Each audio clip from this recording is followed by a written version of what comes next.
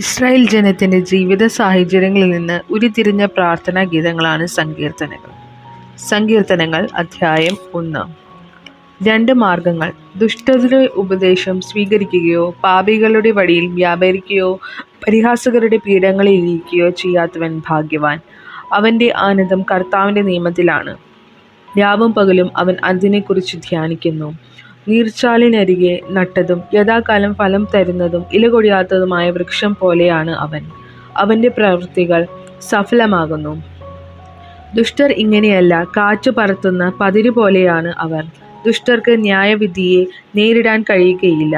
പാപികൾക്ക് നീതിമാന്മാരുടെ ഇടയിൽ ഉറച്ചു നിൽക്കാനും കഴിയുകയില്ല. കർത്താവ് നീതിമാന്മാരുടെ മാർഗം അറിയുന്നു, ദുഷ്ടരുടെ മാർഗം നാശത്തിൽ അവസാനിക്കും. അധ്യായം 2. കർത്താവിൻ്റെ അഭിഷിക്തൻ. ജനതകൾ ഇളകിമറിയുന്നതെന്തിന്? ജനങ്ങൾ എന്തിന് വ്യർത്ഥമായി ഗൂഢാലോചന നടത്തുന്നു? കർത്താവിനും അവിടുത്തെ അഭിഷിക്തനും എതിരെ മരുഭൂമിയിലെ രാജാക്കന്മാർ അണിനിരക്കുന്നു. ഭരണാധിപന്മാർ കൂടിയാലോചിക്കുന്നു. അവർ വച്ച വിലങ്ങുകൾ തകർക്കാം, അവരുടെ ചെങ്ങല പൊട്ടിച്ച് മോചനം നേടാം. സ്വർഗത്തിലിരിക്കുന്നവൻ അത് കേട്ട് ചിരിക്കുന്നു. കർത്താവ് അവരെ പരിഹസിക്കുന്നു. അവിടുന്ന് അവരോട് കോപത്തോടെ സംസാരിക്കും, ക്രോധത്തോടെ അവരെ സംഭീതരാക്കും. എൻ്റെ വിശുദ്ധ പർവ്വതമായ സിയോനിൽ ഞാനാണ് എൻ്റെ രാജാവിനെ വാഴിച്ചതെന്ന് അവിടുന്ന് അരുൾ ചെയ്യും.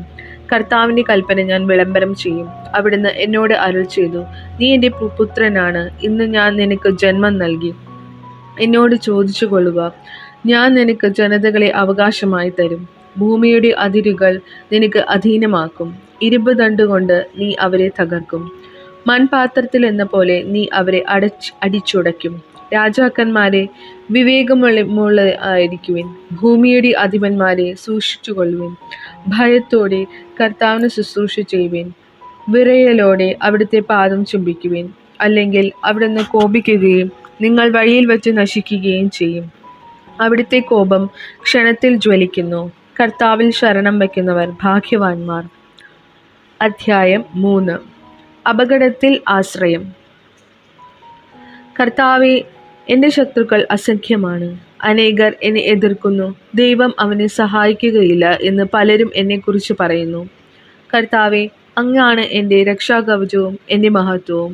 എന്നെ ശിരസ്സുയർത്തി നിർത്തുന്നതും അവിടുന്ന് തന്നെ.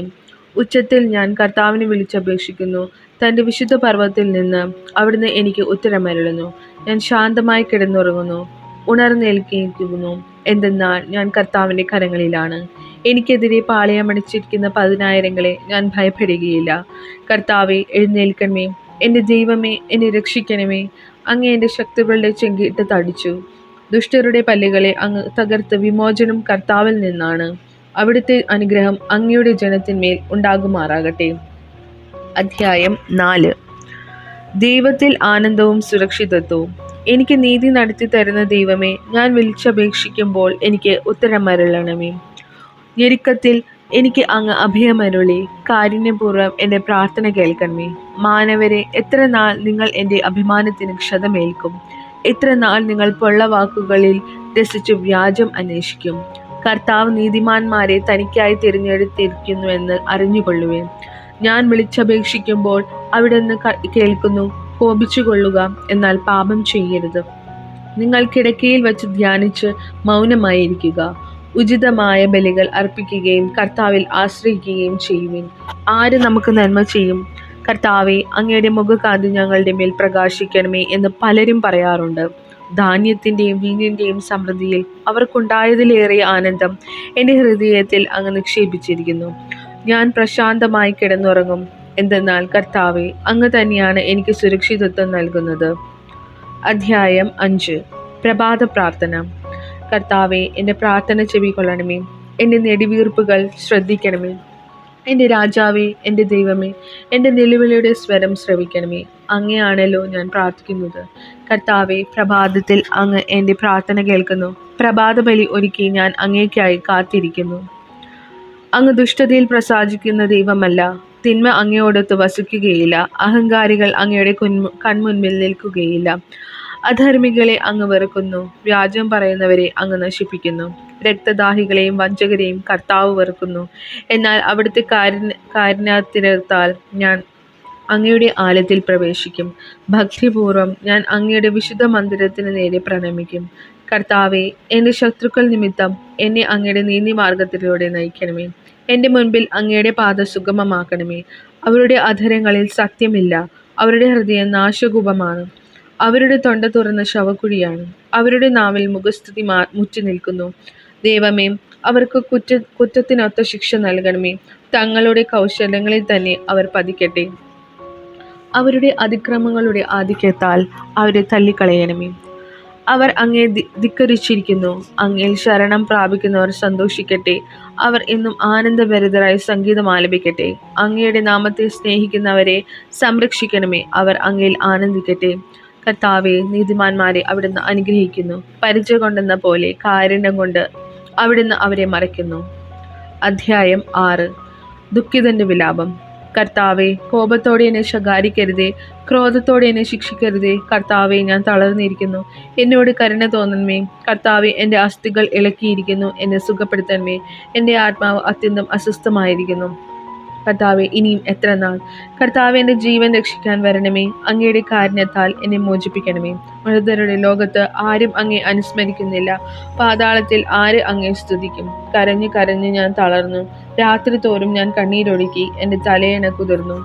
കണ്ണീര് കൊണ്ട് എൻ്റെ കിടക്ക നനഞ്ഞു. ദുഃഖം കൊണ്ട് എൻ്റെ കണ്ണു മങ്ങുന്നു. ശത്രുക്കൾ നിമിത്തം അത് ക്ഷയിക്കുന്നു. അധർമ്മികളെ എന്നിൽ നിന്ന് അകന്നു പോകുകയും. കർത്താവിൻ്റെ വിലാപം കേട്ടിരിക്കുന്നു. കർത്താവിൻ്റെ യാചന ശ്രവിക്കുന്നു. അവിടുന്ന് എൻ്റെ പ്രാർത്ഥന കൈക്കൊള്ളുന്നു. എൻ്റെ സകല ശത്രുക്കളും ലജ്ജിച്ച് പരിഭ്രാന്തരാകും. അവർ ക്ഷണത്തിൽ അവമാനിതരായി പിൻവാങ്ങും. അധ്യായം 7. നീതിക്ക് വേണ്ടിയുള്ള പ്രാർത്ഥന. എൻ്റെ ദൈവമായ കർത്താവെ, അങ്ങിൽ ഞാൻ അഭയം തേടുന്നു. എന്നെ വേട്ടയാടുന്ന എല്ലാവരിൽ നിന്ന് എന്നെ രക്ഷിക്കണമേ, മോചിപ്പിക്കണമേ. അല്ലെങ്കിൽ സിംഹത്തെ പോലെ അവർ എന്നെ ചിന്തിക്കീറും. ആരും രക്ഷിക്കാനില്ലാതെ എന്നെ വലിച്ചൊഴിക്കും. എൻ്റെ ദൈവമായ കർത്താവെ, ഞാൻ അത് ചെയ്തിട്ടുണ്ടെങ്കിൽ, ഞാൻ തിന്മ പ്രവർത്തിച്ചിട്ടുണ്ടെങ്കിൽ, ഞാൻ എൻ്റെ സുഹൃത്തിന് തിന്മ പ്രതിഫലം കൊടുത്തിട്ടുണ്ടെങ്കിൽ, അകാരണമായി ശത്രുവിനെ കൊള്ളയടിച്ചിട്ടുണ്ടെങ്കിൽ, ശത്രു എന്നെ പിന്തുടർന്ന് കീഴടക്കിക്കൊള്ളട്ടെ. എൻ്റെ ജീവനെ നിലത്തിട്ട് ചവിട്ടി മെതിക്കട്ടെ. പ്രാണനെ പൂഴിയിൽ ആറ്റിക്കൊള്ളട്ടെ. കർത്താവെ, കോപത്തോടെ എഴുന്നേൽക്കണമേ. എൻ്റെ ശത്രുക്കളുടെ ക്രോധത്തെ നേരിടാൻ എഴുന്നേൽക്കണമേ. ദൈവമേ, ഉണരണമേ. അവിടുന്ന് ഒരു ന്യായവിധി നിശ്ചയിച്ചിട്ടുണ്ടല്ലോ. ജനതകൾ അങ്ങയുടെ ചുറ്റും സമ്മേളിക്കട്ടെ. അവർക്ക് മുകളിൽ ഉയർന്ന സിംഹാസനത്തിൽ അവിടുന്ന് ഉപവിഷ്ടനാക്കണമേ. കർത്താവ് ജനതകളെ വിധിക്കുന്നു. കർത്താവ് എൻ്റെ നീതിനിഷ്ഠയും സത്യസന്ധതയും ഒത്തവിധം എന്നെ വിധിക്കണമേ. നീതിമാനായ ദൈവമേ, മനസ്സുകളെയും ഹൃദയങ്ങളെയും പരിശോധിക്കുമെന്നവനെ, ദുഷ്ടരുടെ തിന്മയ്ക്ക് അറുതി വരുത്തുകയും നീതിമാന്മാർക്ക് പ്രതിഷ്ഠ നൽകുകയും ചെയ്യണമേ. ഹൃദയ നിഷ്കളങ്കതയുള്ളവരെ രക്ഷിക്കുന്ന ദൈവമാണ് എൻ്റെ പരിച. ദൈവം നീതിമാനായ ന്യായാധിപനാണ്. അവിടുന്ന് ദിനം പ്രതി രോഷം കൊള്ളുന്ന ദൈവമാണ്. മനുഷ്യർ മനസ്സു തിരിച്ചിട്ടില്ലെങ്കിൽ അവിടുന്ന് വാളിന് മൂർച്ച കൂട്ടും. അവിടുന്ന് വില്ലുകുലച്ച് ഒരുങ്ങിയിരിക്കുന്നു. അവിടുന്ന് തൻ്റെ ശരങ്ങളെ തീയമ്പുകളാക്കി മാരകായുധങ്ങൾ സജ്ജമാക്കിയിരിക്കുന്നു. ഇതാ, ദുഷ്ടൻ തിന്മയെ ഗർഭം ധരിക്കുന്നു, അധർമ്മത്തെ ഉദരത്തിൽ വഹിക്കുന്നു, വഞ്ചനയെ പ്രസവിക്കുന്നു. അവൻ കുഴി കുഴിക്കുന്നു, താൻ കുഴിച്ച കുഴിയിൽ താൻ തന്നെ വീഴുന്നു. അവൻ്റെ ദുഷ്ടത അവൻ്റെ തലയിൽ തന്നെ പതിക്കുന്നു. അവൻ്റെ അതിക്രമം അവൻ്റെ നെറുകയിൽ തന്നെ തറയുന്നു. കർത്താവിൻ്റെ നീതിക്കൊത്ത് ഞാൻ അവിടത്തേക്ക് നന്ദി പറയും. അത്യുന്നതനായ കർത്താവിൻ്റെ നാമത്തിൽ ഞാൻ സ്തോത്രം ആലപിക്കും. അധ്യായം 8. മനുഷ്യൻ സൃഷ്ടിയുടെ മകുടം. കർത്താവെ, ഞങ്ങളുടെ കർത്താവെ, ഭൂമിയിലെങ്ങും അവിടുത്തെ നാമം എത്ര മഹനീയം. അങ്ങയുടെ മഹത്വം ആകാശങ്ങൾക്കു മീതെ പ്രകീർത്തിക്കപ്പെടുന്നു. ശത്രുക്കളെയും രക്തദാഹികളെയും നിശബ്ദരാക്കാൻ അവിടുന്ന് ശിശുക്കളെയും മുലകുടിക്കുന്ന കുഞ്ഞുങ്ങളെയും അതിരങ്ങൾ കൊണ്ട് സുശക്തമായ കോട്ട കെട്ടി. അങ്ങയുടെ വിരലുകൾ വാർത്തെടുത്ത വാനിടത്തെയും അവിടുന്ന് സ്ഥാപിച്ച ചന്ദ്രതാരങ്ങളെയും ഞാൻ കാണുന്നു. അവിടുത്തെ ചിന്തയിൽ വരാൻ മർത്യന് എന്ത് മേന്മയുണ്ട്? അവിടുത്തെ പരിഗണന ലഭിക്കാൻ മനുഷ്യപുത്രന് എന്ത് അർഹതയാണുള്ളത്? എന്നിട്ടും അവിടുന്ന് അവനെ ദൈവദൂതന്മാരെക്കാൾ അല്പം മാത്രം താത്തി മഹത്വവും ബഹുമാനവും കൊണ്ട് അവനെ മകുടമണിയിച്ചു. അങ്ങ് സ്വന്തം കരവേലകൾക്ക് മേൽ അവന് ആധിപത്യം നൽകി. എല്ലാറ്റിനെയും അവൻ്റെ പാദത്തിൽ കീഴിലാക്കി. അടുക്കളയെയും കാളകളെയും വന്യമൃഗങ്ങളെയും ആകാശത്തിലെ പറവകളെയും സമുദ്രത്തിലെ മത്സ്യങ്ങളെയും കടലിൽ സഞ്ചരിക്കുന്ന സകലതിനെയും തന്നെ. കർത്താവെ, ഞങ്ങളുടെ കർത്താവെ, ഭൂമിയിലെങ്ങും അങ്ങയുടെ നാമം എത്ര മഹനീയം. അധ്യായം 9. മർത്യദന്ത്യ പ്രത്യാശ. പൂർണ്ണ ഹൃദയത്തോടെ ഞാൻ കർത്താവിന് നന്ദി പറയും.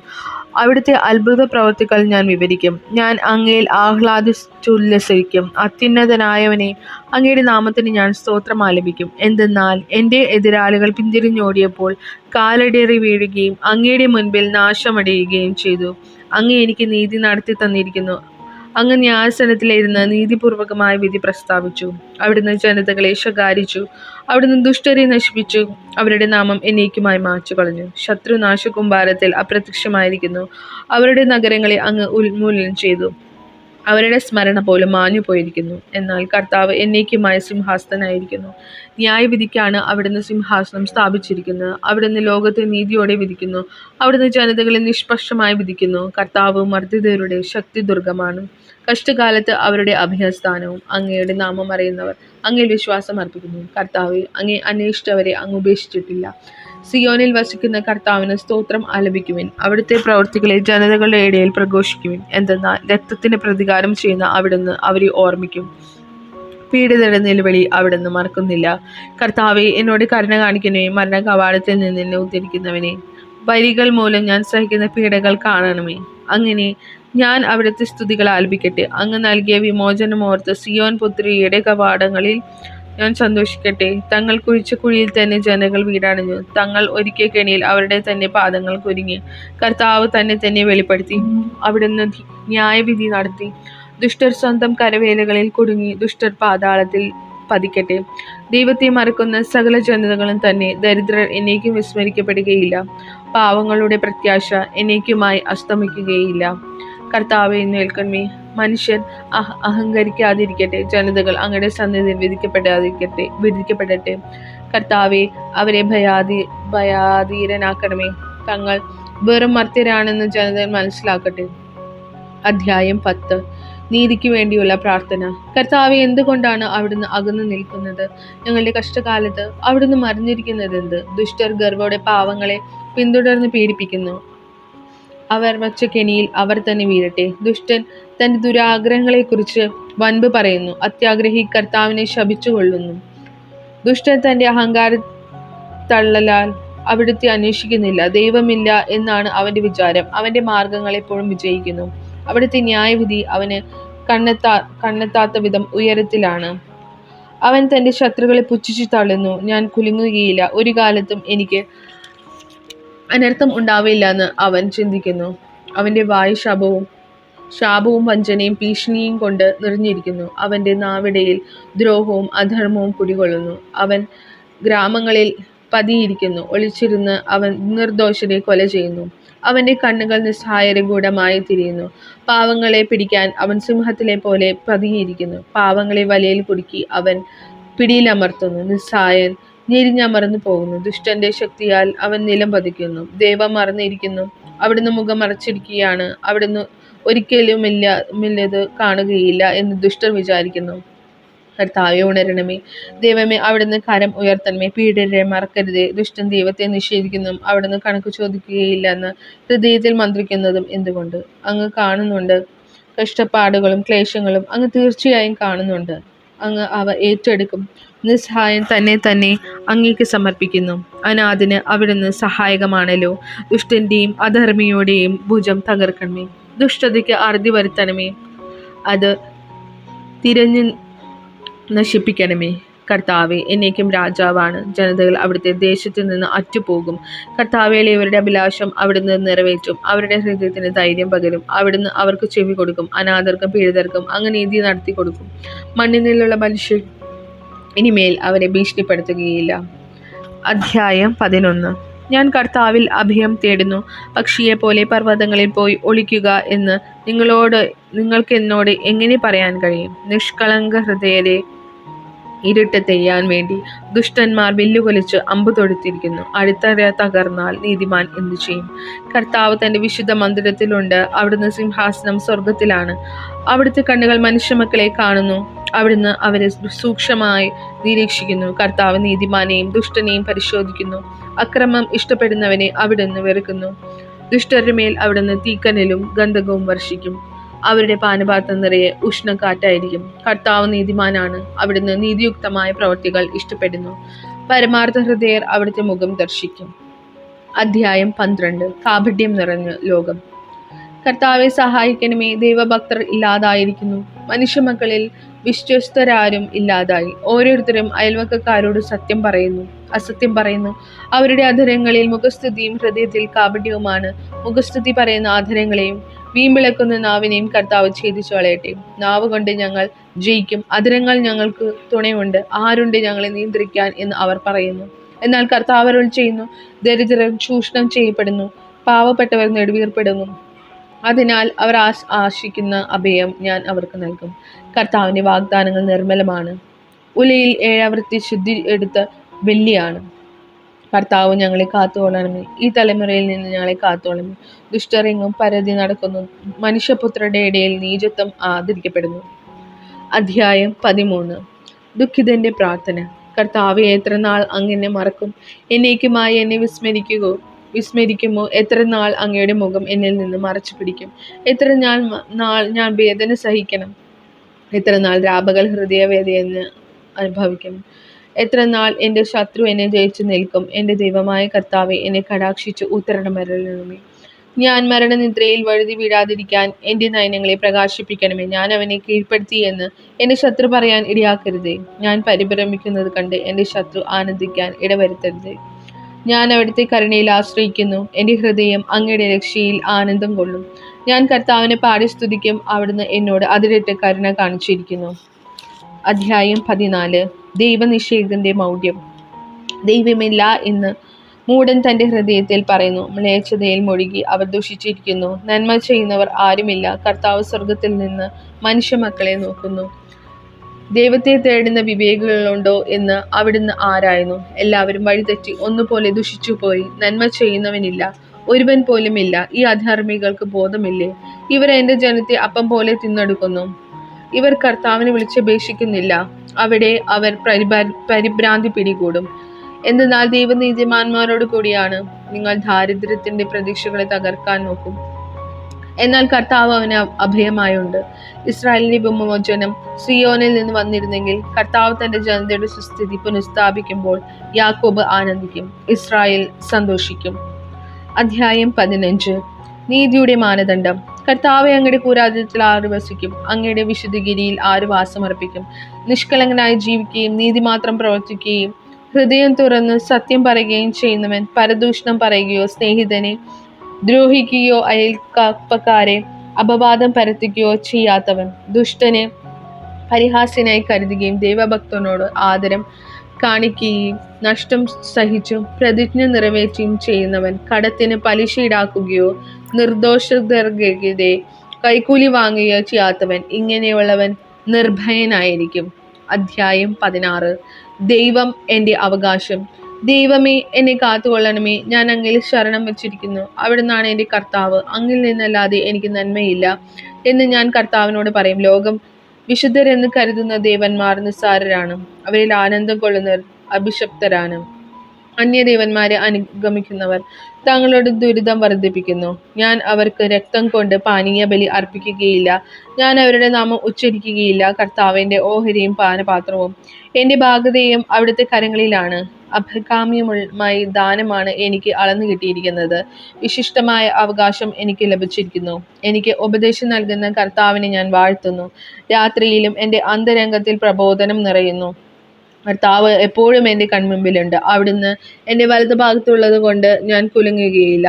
അതിനാൽ എൻ്റെ ഹൃദയം സന്തോഷിക്കുകയും അന്തരംഗം ആനന്ദം കൊള്ളുകയും ചെയ്യുന്നു. എൻ്റെ ശരീരം സുരക്ഷിതമായി വിശ്രമിക്കുന്നു. അവിടുന്ന് എൻ്റെ പാതാളത്തിൽ തള്ളുകയില്ല. അങ്ങയുടെ പരിശുദ്ധൻ ജീർണിക്കാൻ അനുവദിക്കുകയില്ല. അങ്ങ് എനിക്ക് ജീവന്റെ മാർഗം കാണിച്ചു തരുന്നു. അങ്ങയുടെ സന്നിധിയിൽ ആനന്ദത്തിന്റെ പൂർണ്ണതയുണ്ട്. അങ്ങയുടെ വലതുകൈയിൽ ശാശ്വതമായ സന്തോഷമുണ്ട്.